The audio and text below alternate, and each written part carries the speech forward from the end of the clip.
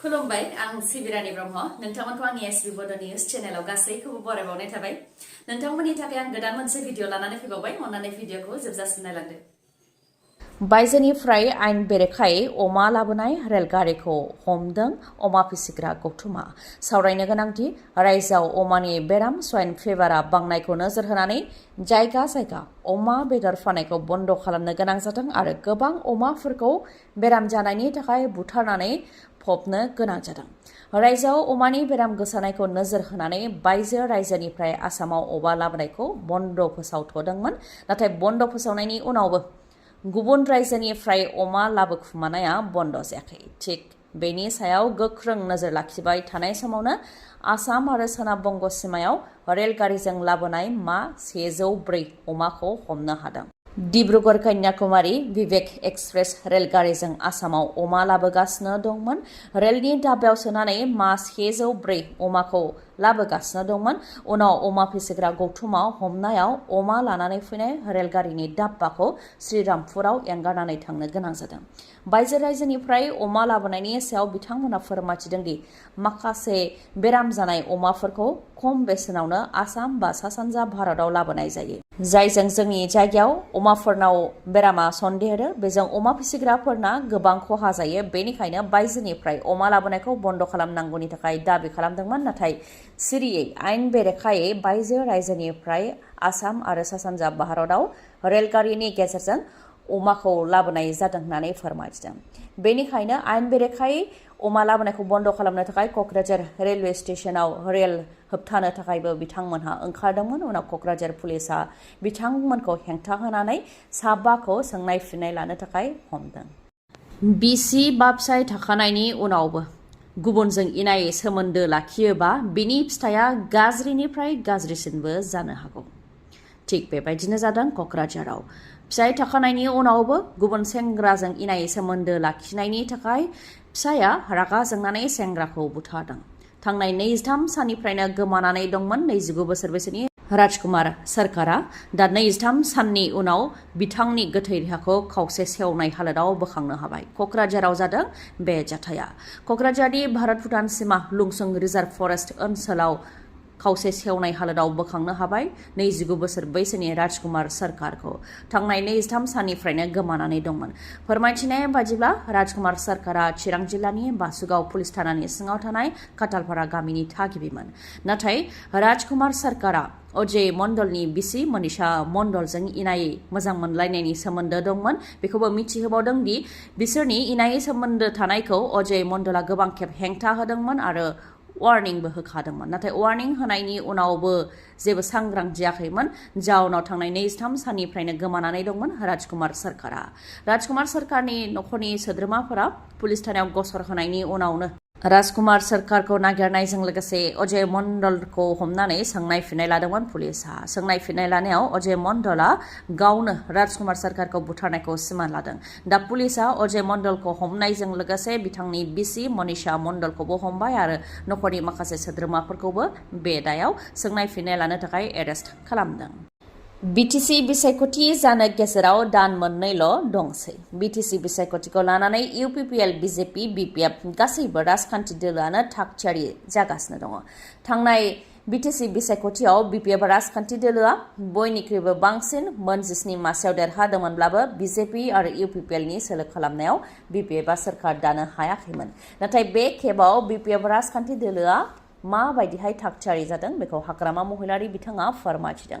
हाग्रामा महिलारीया फोरमायथिदों दि बिटिसिनि मोन 40 बियाबनि मादाव मोन 30 ST रिजार्भ बेनि मादाव मोननै जि देरहागोन आरो आद्रा मोनबाया जेनेरेल आरो मोनबाया अपेन गासै मोनजिनि मादाव मोनथामनिफ्राय मोनबायाव देरहागोन होननानै फोरमायथियो हाग्रामा महिलारीया लोगोसे फोरमायथिबावदों दि GSP राजखान्थि दोलोआ मदद होनो थाखाय ओंखारबोदों थिग बेबायदिनो BJP कंग्रेस जायखि दोलोआ मदद होनो फैया मानो बरायो नाथाय BPFआ हारसिं बिसायख'थि गेलेनो थांखि दं होननानै फोरमायथियो सिगांनि समाव UPPL खौबो जयै गेलेनो गोबां लेंहरदोंमोन नाथाय फैयाखै। UPPL BPF 20-20 मासे राननानै गेलेगोन होननानै लेंहरदोंमोन नाथाय फैयाखै। UPPLआ दिनैसिमबो BJPजों लोगो जानो थाखाय मिजिंथिनानै दङ। BJPजों लोगो जानो थाखाय दिल्ली दिसपुराव थांनाया जोबाखै होननानै फोरमायथियो हाग्रामा महिलारिया। बे 5 बोसोराव UPPL सरकारा मा गोरोन्थि मावदों बेखौबो फोरमायथियो। नखर नखर साख्रि होनो रादाय होदोंमोन, सेल्फ हेल्प ग्रुपनो 75,000 रां होनो रादाय होदोंमोन, बिटिआरखौ सुइजारलेण्ड बानायनो रादाय होदोंमोन, बेबायदिनो बुंनानै फोजोबनो हाया होननानै बुंथियो। गोदान खामानि जेबो मावाखै, 3 कौटिनि गेस्ट हाउस लुखानायखौ फाहामनायनि मुङाव 15 कौटि रांनि साप्लाय होनानै रां जादों, लामा सामा गोदान बानायाखै आरो सिगांनिखौबो फाहामाखै होननानै बुंथियो हाग्रामा महिलारिया। बेनि अनगायैबो थांनाय BPF सरकाराव गोजोन गैयामोन होननानै प्रमद बर'आ बुंबोबाय थादों, नाथाय प्रमद बर'आसो गोजोन गैयै खालामबोदोंमोन। बिसायख'थि खाथिबाल' न' बड'लेण्ड न' रेस्ट बुङोमोन, बिसायख'थि जोबखांबानो सिरि जायोमोन आरो गोजोन गोरोबथा खालामनायनि उनाव सागानगिरिया दिनैसिमबो जोबथेसालियाव थानांनाय बुहुमावनो नुवाखै। प्रमद बर'नि गोजोन गोरोबथायावसो नुदों होननानैबो बुंथियो हाग्रामा महिलारिया। लोगोसे बुंथिबावदि गोजोन गोरोबथा खालामनायनि उनाव रन्जन दैमारिजों लोगोसे जेसेबां जोबथेसालियाव दङ गासैबो गनो नांगौ होननानै बुंथियो। मन्दिर, नामघर बायदियाव मोसौ बेदर गारनानै दोननायनि उनाव बे खेबाव मस्जिदाव अमा बेदर। गोथार महरमनि समावनो मस्जिदाव सोरबा सिनाय मोनै सुबुङा अमा बेदर दोनलांदों। गुवाहाटीनि पान्जाबारि पुरान बस्तिनि मोनसे मस्जिदाव जादों बे जाथाया। मन्दिर आरो नामघरफोराव मोसौ बेदर गारनाय आरो मोसौ बेदर आरो अमा बेदरखौ लानानै रायजोआव दान्थे बिदान्थे जाबाय थानाय समावनो मस्जिदाव अमा बेदर गारनानै गालांदों। जाथायखौ लानानै आसामनि गिबि मन्थ्रि डक्टर हेमन्त बिश्व शर्मा बिथाङाबो बुंथिदों दि मन्दिराव मोसौ बेदर गोग्लैयोब्ला मस्जिदावबो अमा बेदर गोग्लैगोन। बेनिखायनो मन्दिराव मोसौ बेदर गोग्लैनो नाङा आरो मस्जिदावबो अमा बेदर गोग्लैनो नाङा होननानै बुंथियो बिथाङा। लोगोसे बुंथियो दि माखासे सुबुङा बेदरखौ हाथियार बायदि बाहायनो सानदों। मन्दिराव मोसौ बेदर दोनहैयोब्ला हिन्दुफोरा बेनिफ्राय थांगोन होननानै सानदों। थिग बेबायदिनो मस्जिदाव अमा बेदर दोनहैयोब्लाबो मुस्लिमफोरा बेनिफ्राय थांगोन होननानै सानदों। बेनिखायनो नामघर आरो मस्जिदफोराव बेदर गोग्लैनो नाङा होननानै बुंथियो डक्टर हेमन्त बिश्व शर्मा बिथाङा। आरो जाय अमा बेदर दोनदों बेनि दायनिगिरिखौ हमनानै आयेननि साजा होनाय जागोन होननानैबो बुंथियो गिबि मन्थ्रि बिथाङा। दा बोथोरा आबाद फोथाराव आबाद मावनायनि सम, बेराफारसेथिं अखा बांखानिबो सम। बेनिखायनो आबाद फोथाराव आबाद मावनायाव सांग्रां जानाया गाहाम। अखा बांखाजों लोगोसे हरखाबै सारअन्थाइ गावनाया जाफ्लेबाय थायो, जायनि जाहोनाव गोबां आबादारिफ्रा जिउ खोमानो गोनां जाबोदों।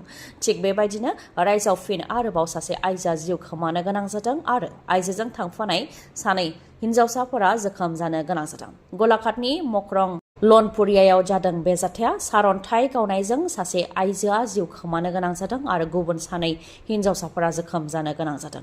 जिउ खोमानांनायनि आइजोनि मुङा पुलना सनवाल होननानै मिथिनो मोननाय जादों। आबाद फोथाराव आबाद मावफुबाय थानाय समावनो सारअन्थाइआ बिथांनि सायाव गावनायनि जाहोनाव बिथाङा जिउ खोमानो गोनां जादों। गुवाहाटीनि श्रीमन्त शंकरदेव कलाक्षेत्रआव बान्था राननायजों लोगोसे बिजाब बेखेवनाय हाबाफारि बानजायदों UPPL सरकारा, जेराव प्रमद बर' बिथांजों लोगोसे उरखावगोरा ब्रह्म, MP जयन्त बसुमतारी बिथां आरो गोबां दैदेनगिरिफोरजों लोगोसे गाहाय आलासि महरै आसामनि गिबि मन्थ्रि डक्टर हेमन्त बिश्व शर्मा बिथाङाबो बाहागो लादों। बड'लेण्डआव थानाय गुबुन गुबुन हारिनि रावखौ रैखाथि खालामनानै लाखिनो थाखाय आरो गुबुन गुबुन हारिखौ मान होनो थाखाय 1001 वार्ड थानाय आरो 1001 सेन्टेन्स थानाय बड'लेण्ड स्पिक्स बिजाबखौ बेखेवदों होननानै फोरमायथिदों प्रमद बर' बिथाङा, जेराव मोन 8 गुबुन गुबुन हारिनि राव दं होननानै फोरमायथिदों प्रमद बर' बिथाङा। बड'लेण्ड स्पिक्स बिजाब बेखेवनायजों लोगोसे ट्रेन्सफर्मिं बड'लेण्ड बे बिजाबखौबो बेखेवदों आरो प्रमद बर'आ गाव लिरनाय लुक इन उइथिन बे बिजाबखौबो बेखेवदों होननानै फोरमायथियो। बेनि अनगायैबो बर'जों लोगोसे गुबुन गुबुन हारि माहारिनि हारिमु आरो दोरोङारि मोसानायाव बावसोमबोनाय बिथांमोननो Bodoland life time achievement award होनाय जादों आरो बे गिबि खेब उननि समाव बोसोरफ्रोमबो बे बान्थाखौ होलांगोन होननानै फोरमायथिदों प्रमद बर' बिथाङा। 1 कौटि, 2 कौटि, 3 कौटि नङा, कौटि कौटि रां BTCआव फैनाया थांफिननो गोनां जायो आरो मोनफ्रोमबो बोसोरावनो थांफिननो गोनां जायो। BJPनि दैदेनगिरि बिस्वजित दैमारी बिथाङा बेखौ फोरमायथिनानै होदों। बिस्वजित दैमारी बिथाङा फोरमायथिदों दि BTCआव मोनफ्रोमबो बोसोराव 800 निफ्राय 1000 कौटि रां फैयो, नाथाय 200निफ्राय 300 कौटि रां गिदिंलांफिननो गोनां जायो। रांखौ बाहायनो हायैनि थाखायनो गिदिंलांफिननो गोनां जायो होननानै फोरमायथियो बिथाङा। BTCआव गोबां जेंना थानायनि उनावबो राङा गिदिंलांफिनो। दानि सरकारा सिस्टेमेटिकेलि खामानि मावनो हायैनि थाखाय BTCआव जौगानायनि खामानि मावनो थाखाय फैनाय 200निफ्राय 300 कौटि राङा बोसोरफ्रोमबो थांफिननो गोनां जायो होननानै फोरमायथिदों बिश्वजित दैमारिया। बेनि सायाव BPFनिफ्रायबो फिनजाथाय होदों। प्रमद बर'नि सरकाराव बोसोरफ्रोमबो 200निफ्राय 300 कौटि राङा थांफिनो होननानै रायजो राजा बा BPFआ बुङोबा दाय जायो। नाथाय सरकाराव जयैनो थानाय BJPनि दैदेनगिरि बिश्वजित दैमारियानो बेखौ बुंनानै होबाय होननानै फोरमायथियो। लोगोसे बुंथिबावदि प्रमद बर'आ गोबां खामानि मावनो सानदोंब्लाबो मावनो हायाखै मानोना जेबो सिस्टेम गैया, रोङाखै आरो रावनिबो खोथा बिथाङा लाया आरो बिथाङा सिस्टेमखौ बुजिनो बेसेबां समय लाबावगोन होननानै सोंथि खालामो BPFनिफ्राय। USआव गिख्रंथाव दैबाना, दैनि गोदौग्लाबनायजों थैनायनि सुबुं अनजिमाया बांनानै 80नि बांसिन जाबाय आरो बेनि मादाव 21आनो उन्दै गथ'साफोर। बेनि अनगायैबो गोबां सुबुङानो गोमानानै दं होननानै रिपर्टआव मोननाय जादों। थांनाय माखासे साननिफ्रायनो थाद'नाय गैयालासे गोबां अखा हानायनि जाहोनाव दैसाफोरनि दैया 20निफ्राय 30 फिट सिमहालागै बांदों, जायनि जाहोनाव USनि दाब दाब जायगायाव गिख्रंथाव दैबानानि महर जादों। गिख्रंथाव दैबानाया आरो दैबानानि गोदौग्लाबनाया न' बां, लामा सामा, दालांफोरखौ बुखारनानै लांदों। गेदेर गेदेर दंफां लाइफांफोरखौबो दैयाव गोजावलांनायखौ नुनो मोननाय जादों। न'आवनो बिखासिमहालागै बा गोदोनासिमहालागै दै जानायखौबो नुनो मोननाय जादों। USनि खोला आरो मिरु टेक्सासआव जादों गिख्रंथाव दैबानाया। सामार केम्पआव थांदोंमोन गोबां सुबुंफोरानो। बे समावनो गिख्रंथाव दैबाना जानायाव गोबां सुबुंफोरा दैजों बुखारलांजानो गोनां जादों। केर काउन्टियावनो बयनिख्रुइबो बांसिन सुबुङा दैबानाजों जिउ खोमानो गोनां जादों। फ्राय 68 सुबुंफोरा दैबानाजों दासिम जिउ खोमानो गोनां जाबाय होननानै रिपर्टआव मोननाय जादों। आफां आसामनि देरसिन मेगननि फाहामसालिनि मादाव गंसे बङाइगावआव थानाय आइ हस्पिटालाव OCT मेसिन सफैबाय, जायनि गेजेरजों मेगननि जेंनाखौ हमदांनाय जायो आरो फाहामथाय होनाय जायो, जेरै मेक्युलार डिजेनेरेशन, डायबेटिक रेटिनोपैथी, ग्लुक'मा आरो मेगन सिंनि दुखु मोननायखौ हमदांनो हानाय जायो आरो फाहामथाय होनाय जायो।